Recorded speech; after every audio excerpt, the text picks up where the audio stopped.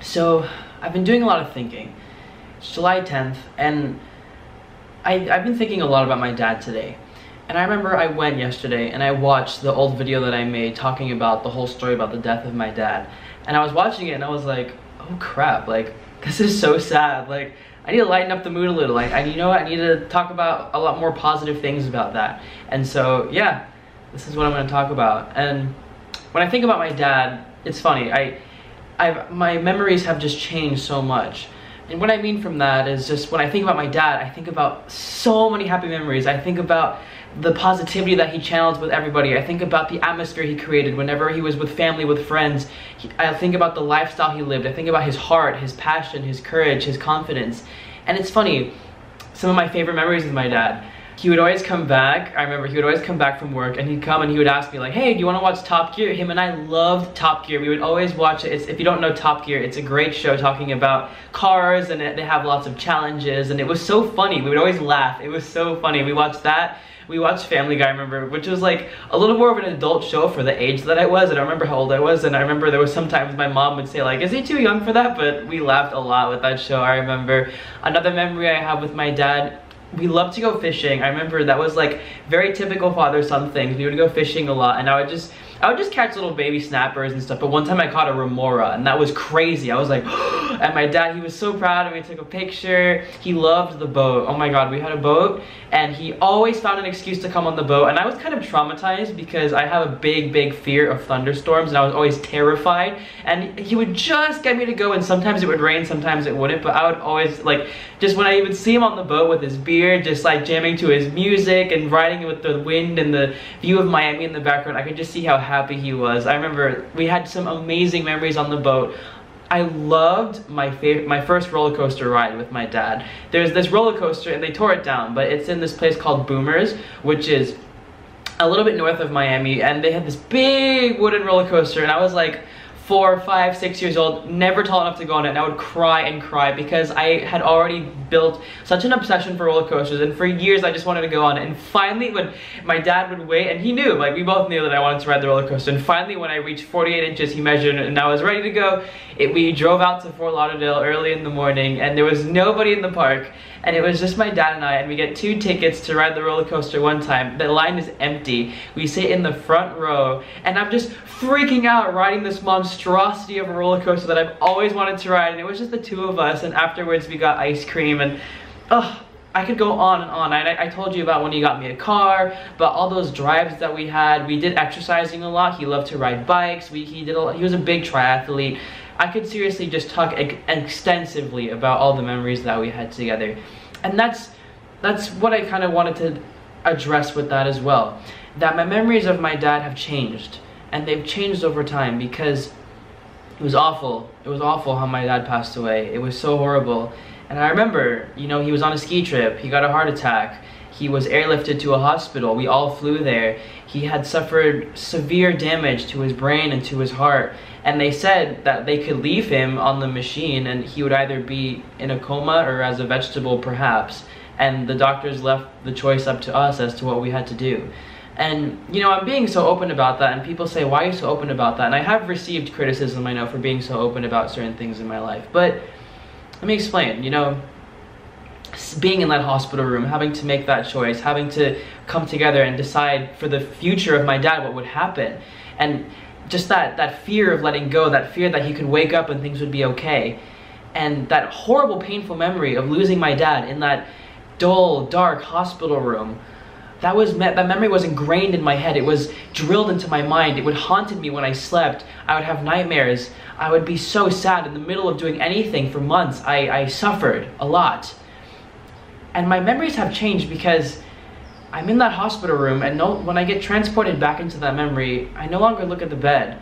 I look out the window, and I remember the mountains in the background in Colorado.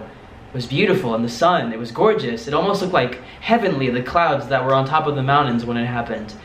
I look back to the phone call before my dad passed away, when things were still fine. I remember I talked about that in my other video. I called him. Well, he called me, actually, and something told me to answer the phone, and I did. and we had a great conversation, and I asked him, how is it? And he was, the powder is wonderful, the air is so crisp, this was the best skiing that I've ever done in my life. And he was so happy. And that's what I've been remembering. And my memories of my dad, the pain and the suffering, has slowly just faded out of my life to the point now that even today, I think about my dad and I smile. I think about my dad and I'm happy.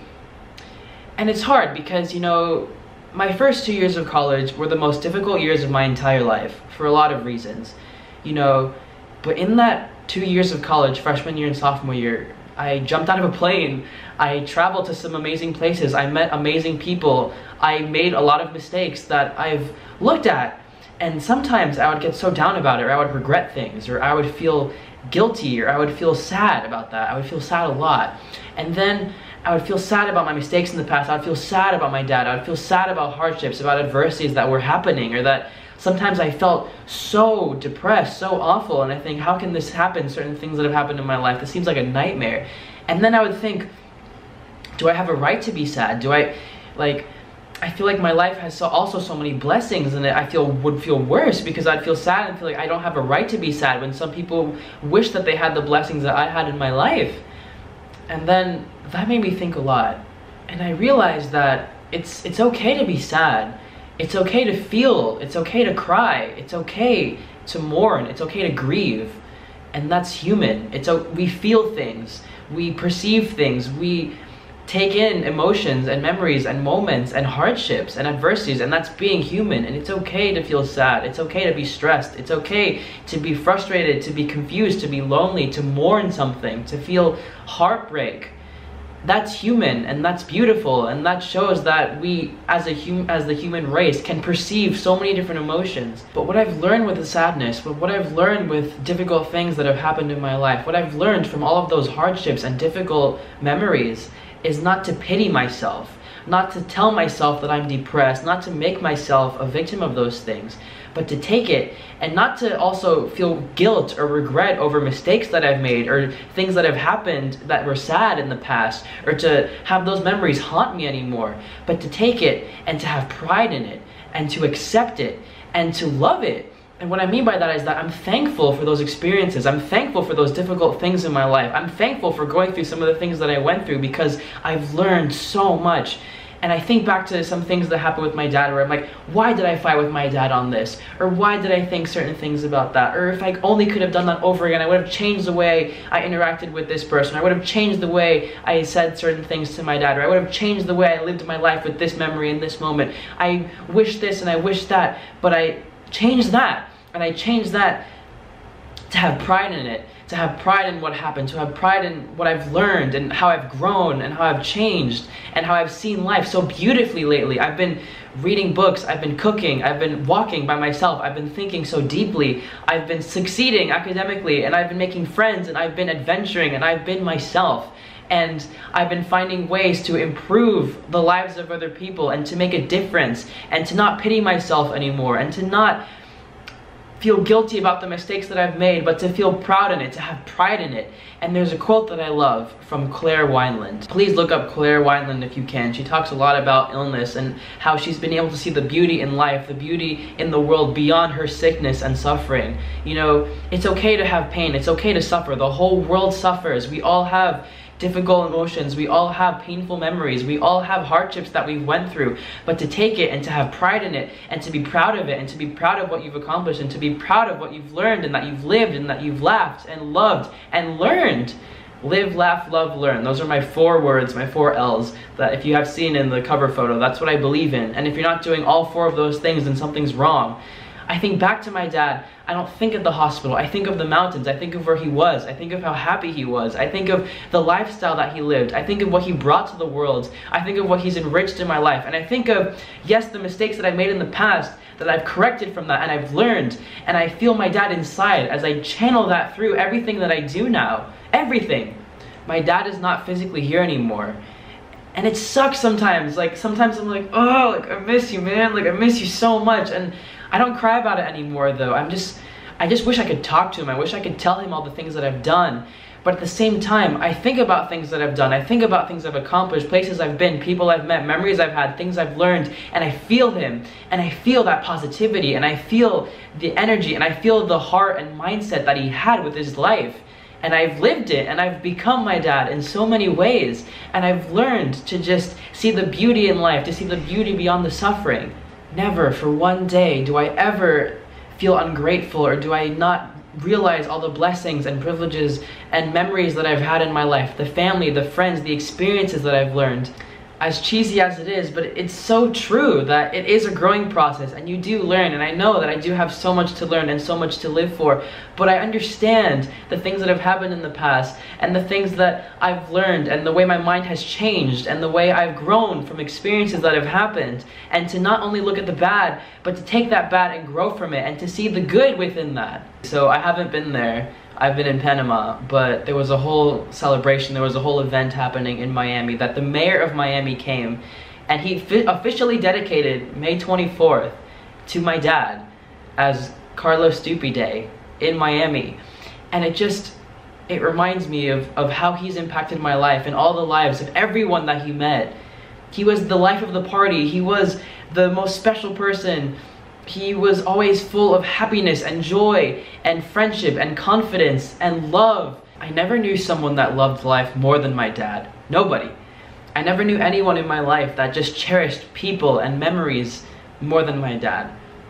And so I take everything, the wonderful memories of my dad, the mistakes that I feel guilty over, the memories that are so painful that haunt me, all of it, everything, the good, the bad, and the ugly, and have pride in it. Have pride in everything that's happened, and to learn from it and to grow. And that's it. Being here in Panama has been the greatest experience of my entire life. Not just because of all the adventures that I've been having, and all the places that I've gone, and the cultures that I've learned about, and the people that I've met, and the friends and the memories along the way, but just finding myself again. And I've seen it. When I go back and I watch old videos of mine, I can see the gradual change, the gradual growth, the gradual progress made. And I love it. I love all of it. I love my dad so much. And it's so hard sometimes, but I choose to remember the good, and I choose to remember the soul of my dad, the warmth, the passion, the love from my dad. And I smile thinking about it. And he's not gone, he'll never be gone. And with everyone he's impacted and the lives that we live and how we channel my dad, he will always live on.